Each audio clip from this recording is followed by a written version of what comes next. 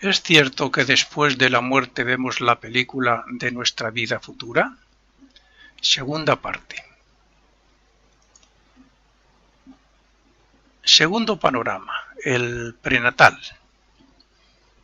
La segunda película o segundo panorama relacionado con la futura vida lo visualizamos ya en el mundo físico.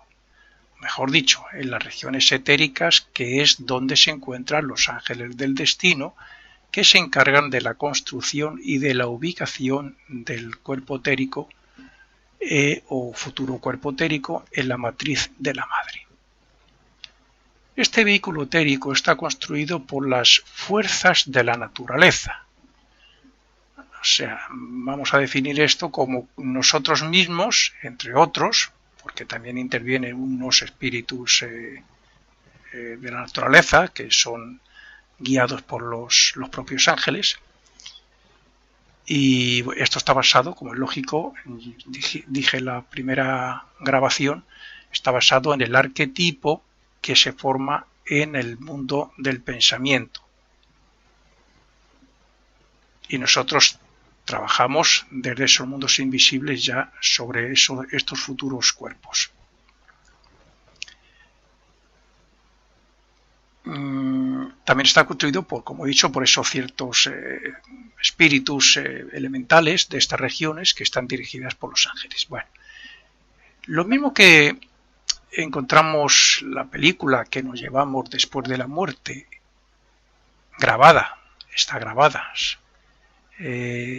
en el éter reflector, se va grabando en el éter reflector durante la vida, luego pasa al átomo siguiente que está en el corazón y desde ahí nos lo llevamos.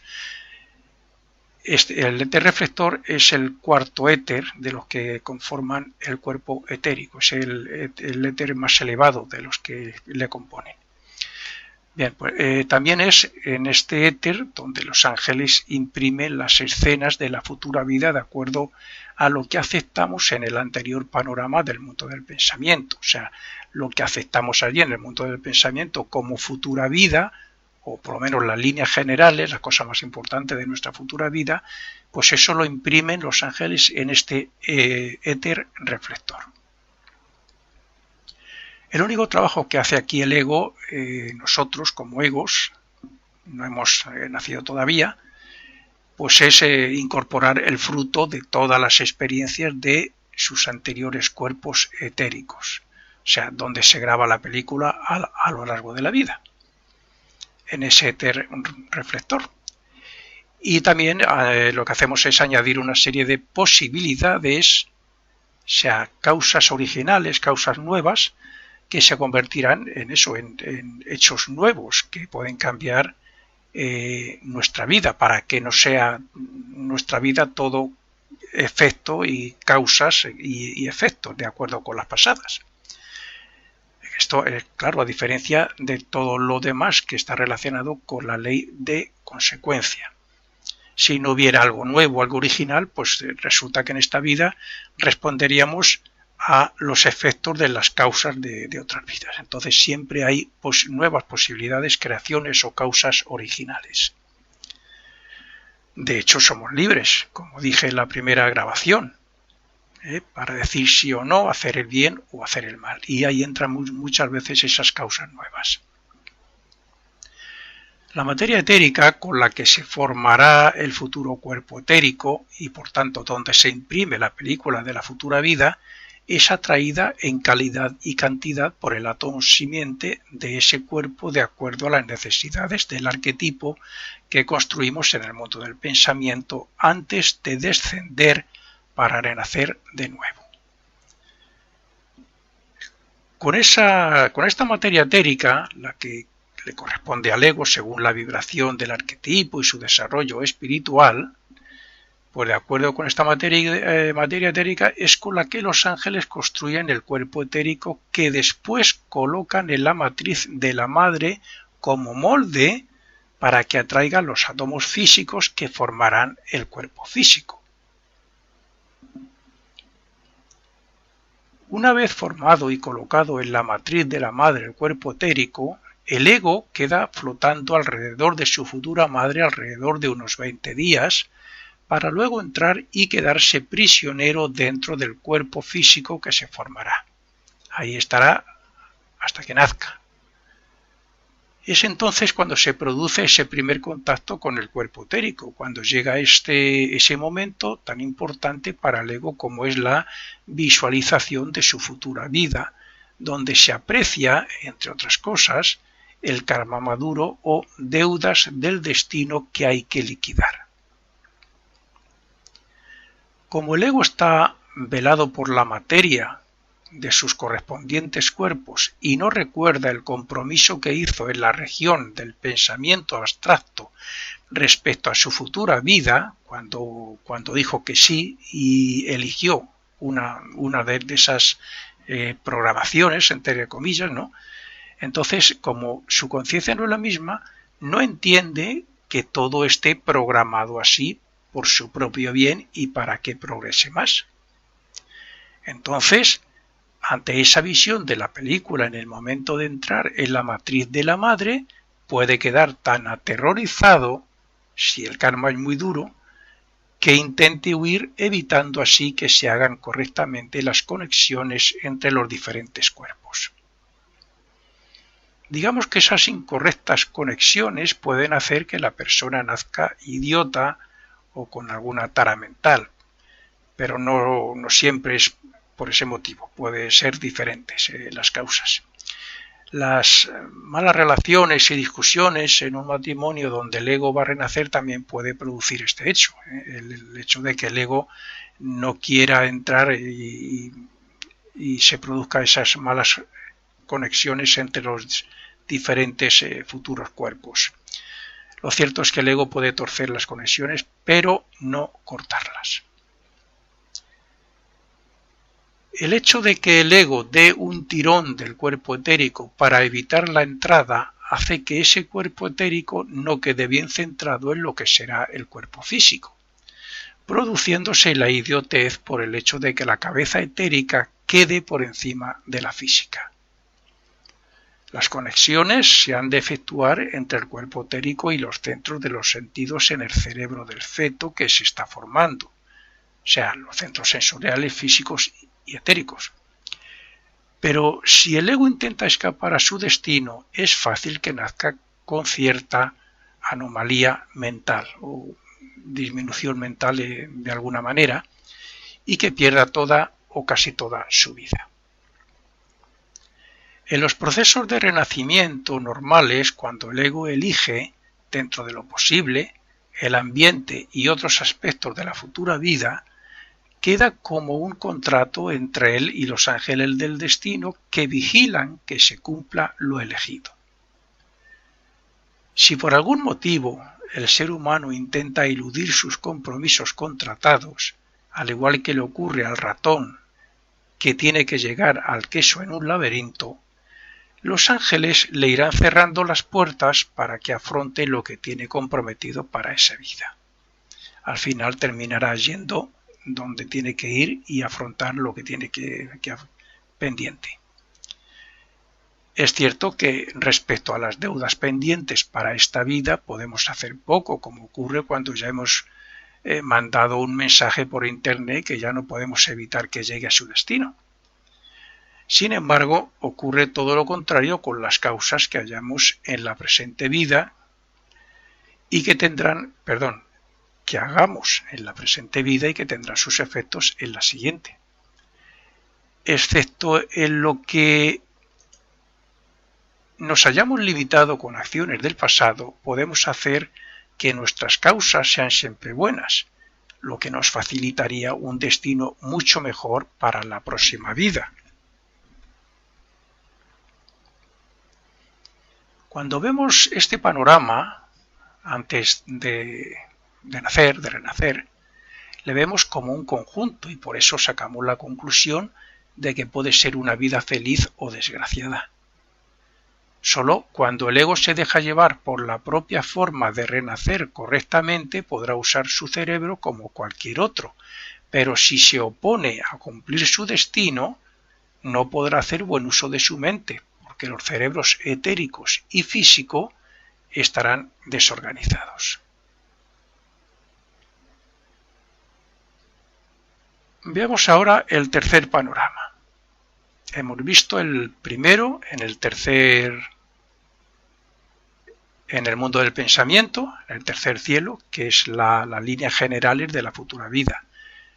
Acabamos de ver el que hacemos antes de cuando entramos en la matriz de la madre, y ahora vamos con el tercer panorama. Hasta ahora hemos visto el trabajo que hacemos y la ayuda que recibimos para preparar nuestra futura vida con las experiencias y hechos que nos darán la oportunidad de progresar en mayor o menor grado según afrontemos las circunstancias y según nos adaptemos y nos esforcemos por desarrollar positivamente nuestros diferentes cuerpos. Intentando no profundizar mucho en detalles para no confundir al lector o al oyente en este caso, ahora vamos a analizar cómo y por qué se presenta la película de nuestra vida pasada para que podamos extraer después todo el beneficio de las experiencias. El famoso cordón plateado que une los cuerpos de deseos y mental con el vital y el físico termina y está conectado al átomo simiente del cuerpo físico situado en el ápice del corazón. Cuando llega el momento de la muerte, esta conexión se rompe en el corazón y el átomo, que es el poder adquirido en renacimientos pasados y en la vida que acaba de terminar, entonces el átomo sale del cuerpo físico junto a los vehículos superiores, o sea, al cuerpo de deseos y a la mente, y el cordón también, claro. Salen por el nervio neumogástrico a través de los ventrículos y por la parte posterior del cráneo. Este proceso puede ser sentido en mayor o menor grado según sea la muerte. Una persona que está en cama sin sufrimiento alguno puede dormirse y no despertar más. Tampoco se enteran mucho de la transición los devotos y personas que tienen fe y que no tienen miedo a la muerte, o las que se congelan y mueren. Pero no ocurre lo mismo con los que son jóvenes, los que tienen apego a la vida material y a los placeres, o los que mueren violentamente. La ruptura del cordón, de ese cordón plateado, en el corazón, y la salida del átomo simiente del corazón, del cordón y de los cuerpos superiores del cuerpo físico, todo eso es lo que marca el momento de la muerte física y médica, pero no la muerte real, que es la que se produce después de ver el panorama de la vida pasada. Quiero decir que la muerte física se produce cuando el corazón deja de latir. Pero en ese momento es cuando el átomo simiente sale, digamos, el ego sale con su cuerpo de deseos, su mente, el átomo simiente, y se queda flotando sobre el cuerpo físico generalmente hasta recopilar toda la película de su vida pasada. Cuando la ha recopilado ya y pasa al mundo de deseos, esa es la verdadera muerte, la muerte real. Ahí se parte ese cordón y pasamos al mundo de deseos, que es donde está el purgatorio y el cielo. El cuerpo etérico es el receptáculo donde queda grabado todo lo relacionado con la mente consciente y con la subconsciente, es decir, todo lo que hemos experimentado y todo lo que ha ocurrido a nuestro alrededor, hayamos sido conscientes de ello o no.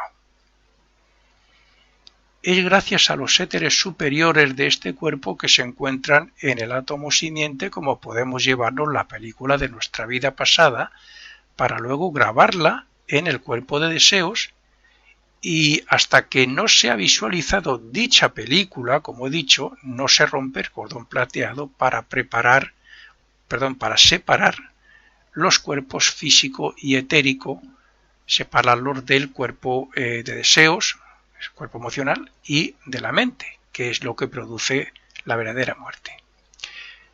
Esa visualización es importante y delicada. Importante porque cuanto más concentrados estemos en lo que estamos viendo, más y mejor provecho extraeremos de las experiencias cuando estemos en el mundo de deseos. Y delicado porque todo el daño que se le haga al cuerpo físico en ese tiempo lo sentiremos y hará que dejemos de estar absortos o concentrados en el panorama de esa película. Y eso afectará a que no nos la llevamos totalmente grabadas o perfectamente visualizada. Por consiguiente, es necesario tomar todas las medidas posibles según lo permitan las legislaciones de los países. Por ejemplo, lo ideal sería tener el cuerpo físico aislado en una cámara frigorífica hasta que pasen al menos 3 días o 3 días y medio, que es lo que puede durar la visión del panorama según los años vividos, claro.